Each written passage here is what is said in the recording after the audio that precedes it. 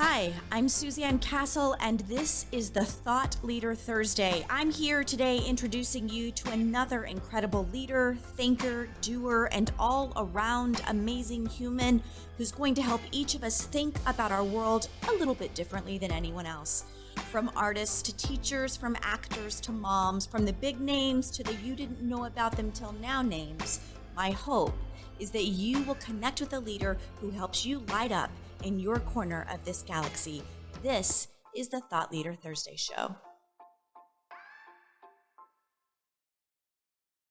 Hi, I'm Suzanne. I'm so glad you're here. It is Thought Leader Thursday. Aren't you glad that you're making space to have your mind blown, your eyes opened, to get your brain activated in a different way? Today, holy cow, we have one of my most favorite people on the planet who is going to just level you up with joy, her infectious laugh, and not only that, pour into you with some strategy along the way.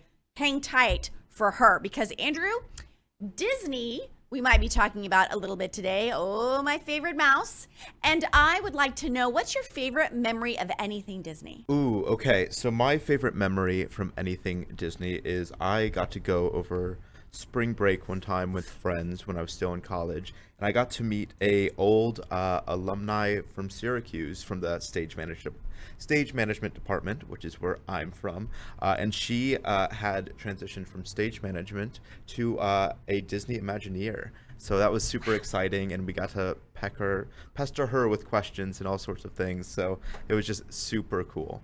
Yes. Oh, Disney is so cool. And don't we all love, on my vision board, it still says Disney Imagineer. It's been there for a really long time. And the reason that I wanted to talk about Disney is because we have a former Walt Disney cast member who is among us today. So Melahni Ake, welcome. You are a leadership evangelist, which, come on, that title is amazing. But really what you do is you train with purpose. You market yourself and others brilliantly. You're an author of, what is it now, 5, 6, 10 books? I have no idea. It's like every time I turn around, you have a book coming out because you just have so much knowledge. You have your own show, your own podcast. I can see in the background, you've got that wonderful Everyday Leaders 50 and 50. So we will definitely put a link into your show there. You do leadership devotionals for people. What is it that you actually don't do? I'm not really sure. But after you left the Disney World, along the way, as you did your journey through business and development, you ended up with the John Maxwell team. So you're certified trainer, coach, speaker with them. You also work with the Why Institute, and I know part of that is challenging people really to think about strategy creatively, using possibility thinking, communicating differently to create an advantage that literally makes sense. Your whole mission, if I was writing your mission statement, would be to make a bigger impact while connecting with joy and internal alignment. That is the work that I see you do. I know that's the work that you've poured into me. You're a champion, you're a cheerleader, and you are here with me on Thought Leader Thursday. Thank you so much, Melahni, for being here. It's truly wonderful. Okay, I have to bring this out. Yes. This is my Disney. Since we're doing Disney, it's my Disney moment. I love just reflecting on the time at Disney because it was like the thing that inspired you to do everything else right. Yes.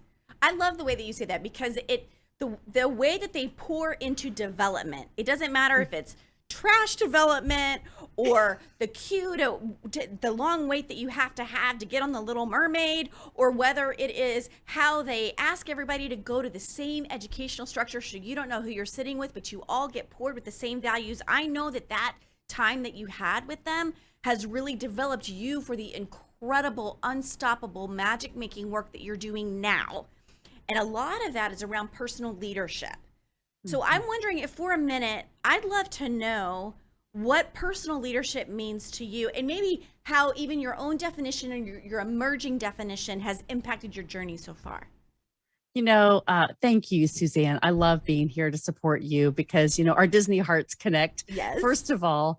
And I think, leadership starts with your heart. I really believe that inside of us, and we are all leaders. We are all to develop ourselves as leaders for this amazing potential that we have. And it starts with my influences in the world. And so, John Maxwell will always say that leadership is influence, Yes. nothing more and nothing less. And I think that is so true. And so for me, it started with my family being faith based, helping me understand my journey. Really going to Disney. The big part of my story is I didn't get on a college scholarship. I wasn't there for a long time. I decided before I went to college that I wanted to go work for the mouse. I wanted to learn Woo. about service, servant leadership, so that I could take it with me wherever I went. So I really believe that this personal development, it starts with how you see what you want to create in the world. And you create magic, you create this sparkle squad, you create everything that you see. And I think that's what we all have to get to, owning our own journey and saying, what would it look like if it could? And how do I get there? Right. And so then it's putting all those pieces together, right? And so if we can do that, if we can have the confidence to do that, put ourselves really in the right environment with people that we know, like, and trust, and that we can really count on, I think that's where it starts. And then everything else, just do the first right thing.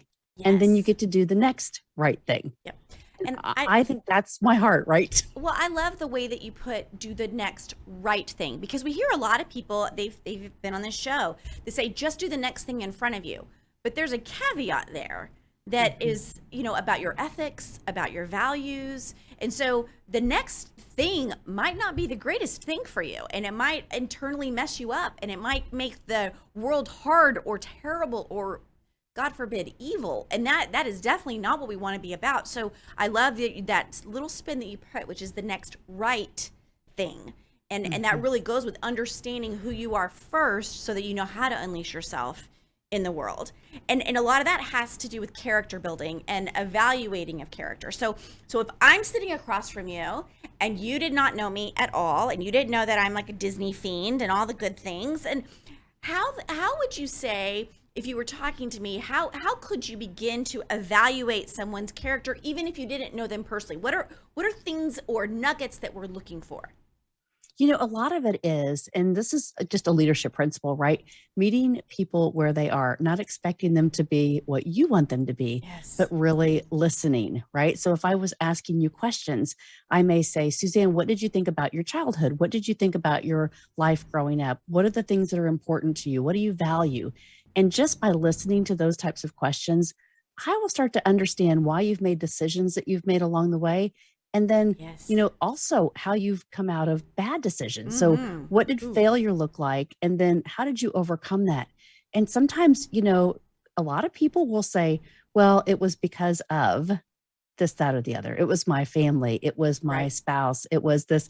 But it really depends on how you see yourself as a leader as to how you will then pivot and be able to overcome those things. So I look at character building. You can say people can have thousands and thousands of followers, and then you realize that there's one thing that they did that really made you question them, question their character, Mm. question their Yes. values. And you have to stop and think, because one of the quotes that I heard a long time ago, and it rings true every day, is when people show you who they are, Yes. believe them. Absolutely. Right. And sometimes we say, no, we can't do that. That's not true. That's another gut feeling for some reason.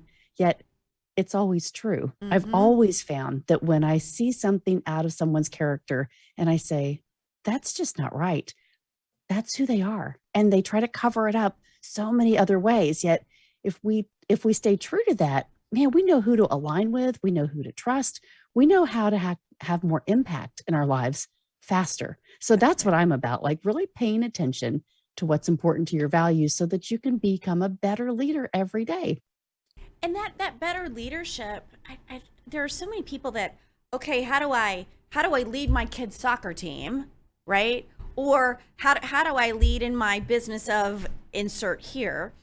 But the work that I feel like you're doing is really holistic, meaning that if your personal leadership is off, then your business leadership is also going to be off. And the vice versa is true, because for you, that kind of definite internal alignment really directs how you're showing up for yourself, for your loved ones, for your business, for anything that you're trying to do.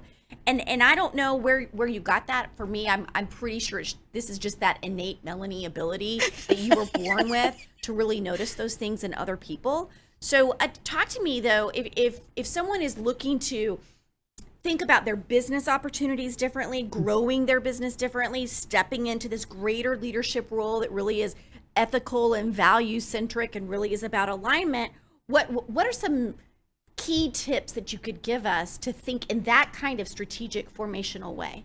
Oh my gosh. Well, first of all, right, if you don't know who you are, you don't know really what the goals are going to be, how you can develop the right people around you. It's who you can trust, who your inner circle needs to be. And I'm not saying that your best friends need to be your coworkers, yet it's the people that you believe in that have the same values. And consistency is a huge thing for me. Yes. I work with so many business owners that they say, well, I want to do this, but they expect everyone else to do something they're not willing to do. Right. And that just drives me insane. I'm like, wait a minute, let's take a look at your life and let's try to improve your own values. And so if you live in, in this shell and say, well, but I want people to do something different, you're not going to be a good leader and people aren't going to believe you. They're not going to follow you. Right. They're not going to value anything that you say. And so I go back, I'm sorry, but the 15 Laws of Growth is my fundamental leadership book. And I really take all of my leaders, all of my business leaders, all of my business teams through the 15 Laws of Growth and really ask those difficult questions. If you want to expand, have you learned anything about your intentionality? Are you intentional in the market? Are you aware of the competition? How are you really seeing, your vision for your future? And what are you trading off? And how are you going to create significance in the world? And those are really key things that every business owner should be thinking about. And then how are you consistent? That more than anything, Suzanne, is my key go-to is if you're not consistently showing up, people won't believe your message. Right. It just won't believe it. So, and we see examples of that. I mean, turn on the media, or you see examples of that with kids diming out their parents, right? Kids are honest creatures, or anything else. I currently, I work with a lot of people who, okay, well, my employees aren't showing up. And then when we start doing time blocking and tracking, we find out, well, the CEO's not showing up. I'm like, well, what are you showing I mean, when you start looking at it, you go like, oh, it's mind-blowingly silly. Like I see it right now, but it takes someone like you facilitating the journey with kind of heartfeltness and genuineness so that they can be open to that change. So it really is incredible the work that you do, because there's a lot of coaches and consultants out there that are very cut and dried and not real loving and giving and hospitable in their language. And that is not you at all. You are the antithesis to all that. And you draw people to you just with your infectious way. And I should have not said it that way because that made it seem viral, but you are like viral in this kind of loving, laughing way. And boy, don't we need more of that instead of the toxic culture that we find ourselves residing in every single day. It's awful. The thing is, it's so easy. It's so easy to get this. Yes. It's so easy to have this. And so many people say, well, I could never reach that because you don't understand the people that are with me, the environment that I'm in. It's like, yes, you can. You just got to start back at ground zero, right? And you can do this. That's it. And don't do it alone, right? Don't do the work alone. I say to people all the time, I don't care if you do it with me. I mean, I kind of do. But if you're not going to do it with me, do it with somebody, because this work is too hard to do alone. You got to lock arms with somebody, right? Yep. Okay, so I ask everyone who comes into the Thought Leader Studio to talk a little bit about their own definition of what it means to sparkle. So I have just been on pins and needles, Melanie, waiting to see what you're going to say with your definition. Lay it on us. Oh my gosh. Sparkle comes from within. My uncle used to say this all the time.